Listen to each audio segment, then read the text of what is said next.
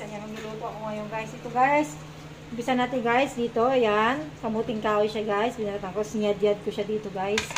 Tapos ito na yung kanyang ano guys, nayad-yad. Ayan, tinimplahan ko na rin siya ng mga pampalasa niya guys, ng mga asungis. Hanggang sa naging ganyan na siya guys. Naging smooth na yung texture niya guys.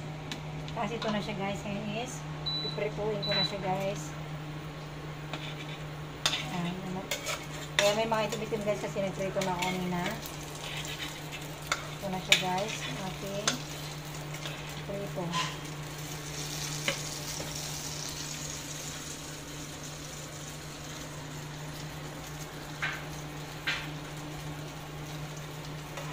Kung may tutulugo na siya guys, pabalik ka rin lang natin guys. Ayan siya guys. Ang ganda ng kanyang udan.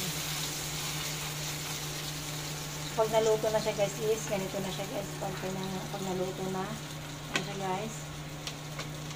Ayan. Ganito na ang itsura niyan guys pag naluto na siya. Mukha na siyang bibingka guys.